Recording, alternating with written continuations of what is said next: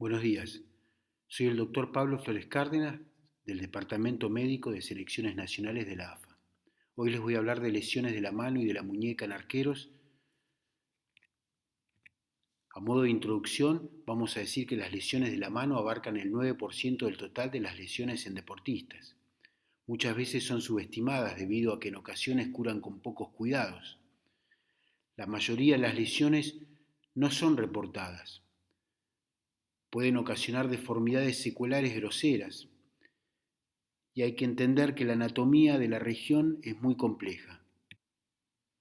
Existen escasos registros estadísticos específicos de las lesiones en la mano del arquero. Esta información surge de los registros publicados por Conmebol en torneos juveniles masculinos. En el torneo sudamericano Sub-20 Ecuador 2017 hubo 62 lesiones, un solo arquero lesionado en su mano y en la muñeca. En el torneo sudamericano Sub-17 Chile 2017 hubo 119 lesiones. Una fue en la mano, una en la muñeca. En el torneo sudamericano Sub-15 en Argentina hubo 10 lesiones. Una sola fue en el arquero y no fue en su mano. Vemos que los registros también son bajos en los torneos femeninos. En el sudamericano Sub-20 Ecuador 2018 hubo 13 lesiones, 2 arqueras lesionadas, una fue en la mano. En el sudamericano Sub-17 Argentina 2018 hubo 35 lesiones. De esas 35, solo 2 arqueras, las 2 en la mano. En la Copa América Chile 2018 hubo 24 lesiones. 2 arqueras, una en el codo, una en la mano. En la Copa Libertadores de Futsal Femenino Paraguay 2018 hubo 11 lesiones. De esas 11, 4 arqueras, una en el codo, una en la mano. Y por último, en el Sudamericano Sub-20 Futsal Femenino Chile 2018 hubo 2 arqueras lesionadas, pero una sola en la mano. Es importante que hagamos un repaso anatómico que nos va a ayudar a entender mejor las lesiones que pueden existir en la mano. En la región del dedo existen 3 huesos, falange proximal, media y distal. Articulan entre sí mediante la articulación interfalángica, proximal y distal. Claro, el dedo pulgar solo tiene 2 falanges, proximal y distal, y una sola articulación interfalángica. En la zona de la palma están los metacarpianos. Se enumeran del 1 al 5 empezando por el pulgar. Articulan con las falanges mediante la articulación metacarpo-falángica y con los huesos del carpo mediante la articulación carpo-metacarpiana. En la región de la muñeca están los huesitos del carpo, trapecio, trapezoide, hueso grande y ganchoso en la primera hilera. En la segunda hilera, escafoides, semilunar, piramidal y pisiforme. Completan los huesos de la muñeca el cúbito y el radio. Estos son los ligamentos de la región que le dan estabilidad a la articulación y la cápsula sinovial, que además de ser un elemento también de estabilidad, rodea y encierra el espacio articular. La musculatura intrínseca de la mano, recordamos que todos los tendones que mueven los dedos de la mano, ¿sí?, son tendones cuyos músculos se alojan en el antebrazo. En el dibujo de la derecha vemos cómo en los dedos existen poleas que facilitan el deslizamiento de los tendones. Existen también vainas tendinosas. La inervación y la vascularidad de la región que aumentan la complejidad de la anatomía. Nosotros los médicos, ante una lesión de un arquero, nos basamos en 3 elementos para llegar a un correcto diagnóstico. El primero es la anamnesis. Son los datos que surgen de interrogar al jugador. ¿Para dónde se te dobló la mano? ¿Cómo fue la lesión? ¿Cuándo fue? Etcétera. El examen físico, que son los datos que obtenemos de examinar al paciente. Y por último, los estudios complementarios, radiografía, ecografía, resonancia, etc.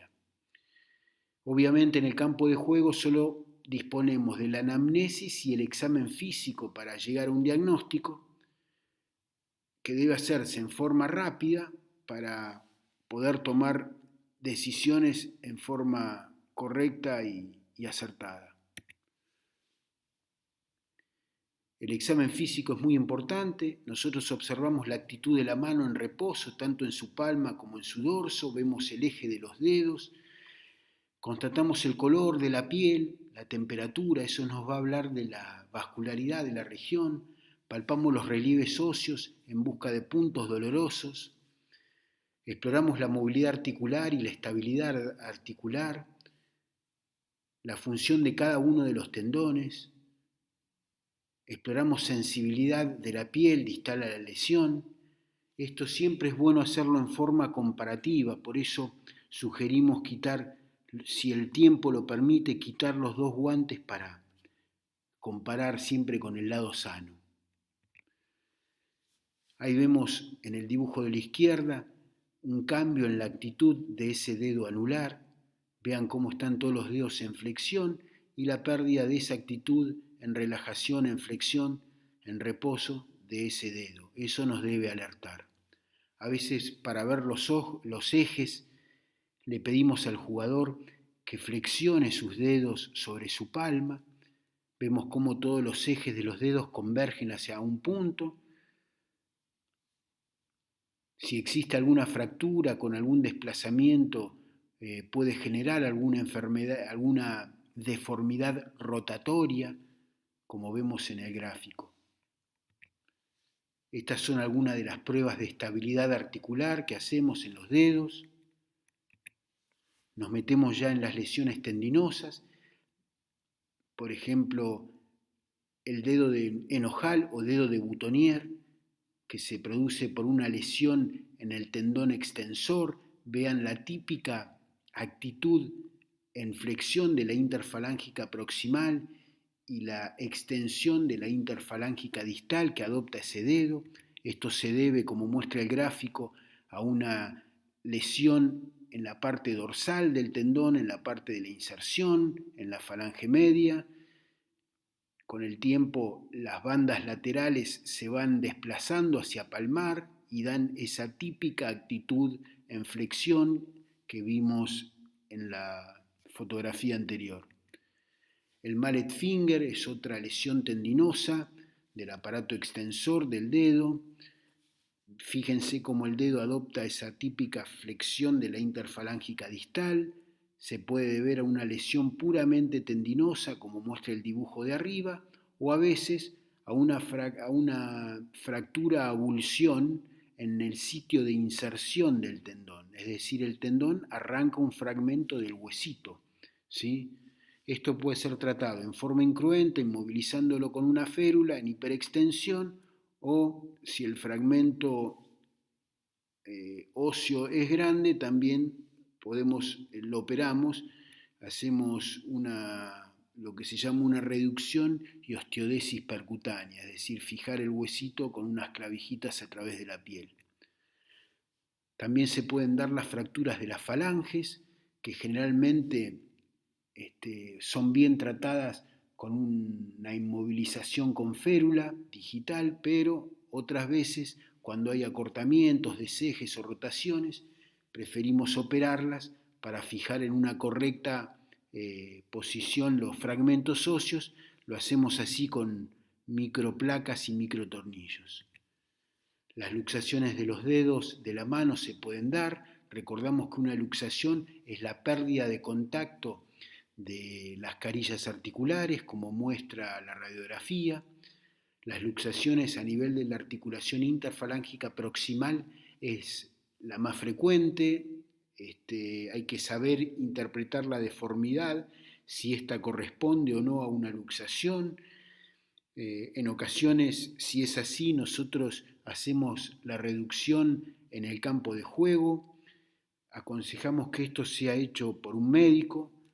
Esto puede traer lesiones asociadas, fracturas o lesiones tendinosas. Recordamos que las lesiones del dedo pulgar generan gran impotencia funcional, demoran en resolverse, esto es porque trabajan en oposición, por el movimiento en oposición y el trabajo en oposición que hace ese dedo. El esguince de la metacarpo falángica es la más frecuente de las lesiones en este dedo. Las fracturas de los metacarpianos, que suelen ser tratadas frecuentemente con yeso, en otras ocasiones hacemos reducciones y osteodesis percutáneas, como muestra la radiografía. Osteodesis significa colocar clavijas, o hacemos reducción y microosteosíntesis con plaquitas y tornillos, como muestra el diagrama. La luxofractura de Bennett es una fractura del primer metacarpiano con luxación trapecio-metacarpiana, como muestra el gráfico, de resolución quirúrgica. La fractura de Rolando también en la base del primer metacarpiano, que es de resolución quirúrgica. Nos metemos ya en la región de la muñeca, llamamos la muñeca la articulación del cúbito y radio con los huesos del carpo, pero en su movilidad intervienen las articulaciones entre los huesitos del carpo y la articulación radiocubital distal. Por la muñeca transcurren gran cantidad de tendones,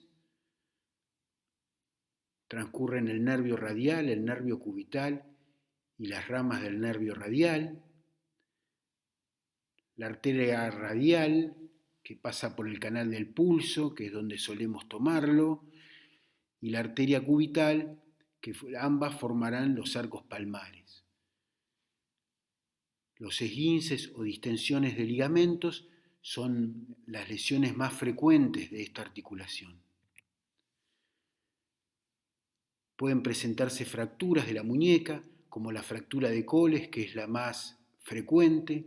Es una fractura con desplazamiento hacia dorsal, como vemos en el gráfico.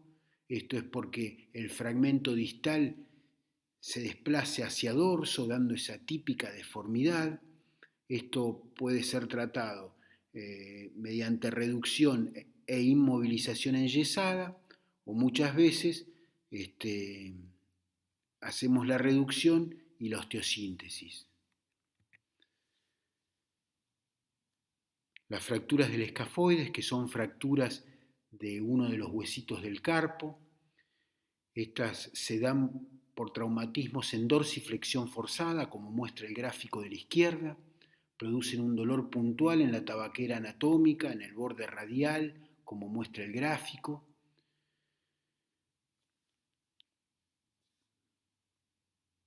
Estas son tratadas, pueden ser tratadas en forma incruenta, con un yeso, una inmovilización prolongada, o a veces por las complicaciones que suelen traer estos huesitos, preferimos operarlas, haciendo reducción y fijándola con un tornillito para evitar las complicaciones más que nada.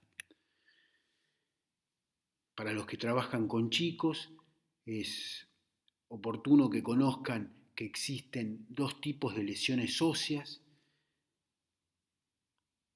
las fracturas en tallo verde, que son fracturas del hueso inmaduro de los chicos. Paso a explicar por qué los llamamos en tallo verde. Todos tuvimos o intentamos en algún momento partir alguna rama o alguna caña verde. Logramos debilitarla, logramos doblarla, pero no separar los fragmentos entre sí. Ese mismo comportamiento adopta el hueso inmaduro de los chicos ante una fractura. Por eso lo llamamos tallo verde. En la radiografía, señalado con una flecha roja, podemos ver la arruga que genera en el hueso esa típica fractura en tallo verde. También se pueden dar las lesiones del cartílago de crecimiento o epifisiolisis. Volvemos a la radiografía. 2 centímetros por encima de la flecha roja hay una línea negra que atraviesa el radio distal de lado a lado.